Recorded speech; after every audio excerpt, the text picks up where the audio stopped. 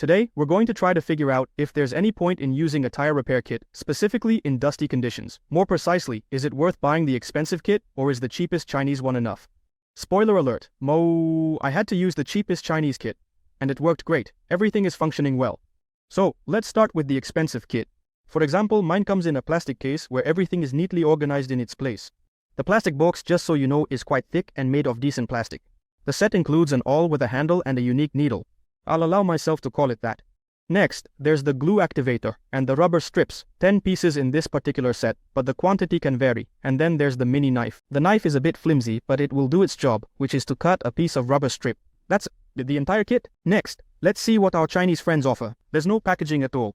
Everything comes in bags. Let's start with the rubber strips. What you see on the screen is about 6 years old. During this time, the strips have dried out and now resemble some kind of twigs, but definitely not rubber. Under the microscope, it looks like this.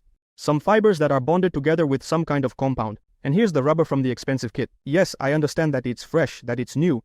But still, it seems to me that even the texture is different. So it was originally made differently. Of course, what will happen to this composition? I can't say what will happen with this rubber in, let's say, 5 or 6 years. But right now, all of this looks like two completely different materials. Glue, the tube is a bit smaller, but there are two of them. Tell me what the composition is, and I can't tell you which one is better, which one sticks better. But as I mentioned, I used the Chinese kit and the glue worked, no complaints. I had none. As for the awl and the needle, it's not so straightforward. I didn't have any complaints about it. As for the awl and needle, things are not so clear-cut. In terms of size, they're all more or less the same. The plastic handle overall, the quality of the plastic in the expensive version is head and shoulders above. And the casting overall, the material itself, is more clearly visible under the microscope. In an expensive one, all this is better. However, I like the shape of the handle on the cheap one better. The grip itself is more comfortable. On the expensive one, the grip on the cheap one is fine, but on the expensive one, it's different. Besides the plastic, the handle also has rubberized inserts, which will probably be good in rainy weather.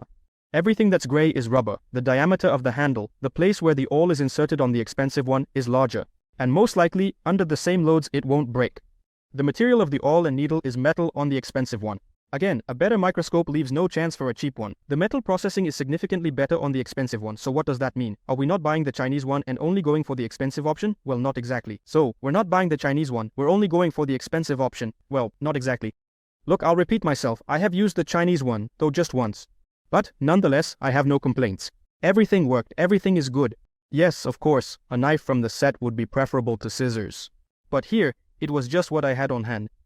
Right now, I would probably buy the more expensive option. Just because the difference in price isn't that huge. But in fact, you get a product of a higher level that is better than the cheap alternative in every aspect.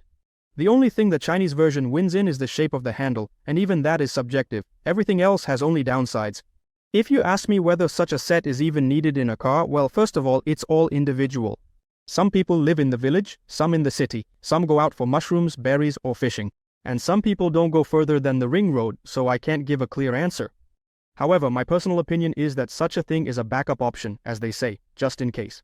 It's better for it to just sit around unused than to be missing in a critical situation. Somewhere on the road, at night, in the rain, well, as always, you'll be racking your brain about what to do next. It's clear that situations can vary, and a regular screw, well, repairs are still a thing. But I repeat, situations are different. And just in case, let it sit in the trunk, but that's just my personal opinion. Question and answer, expensive or cheap set? My choice is the expensive one, simply because I'm not buying it for just 1 year.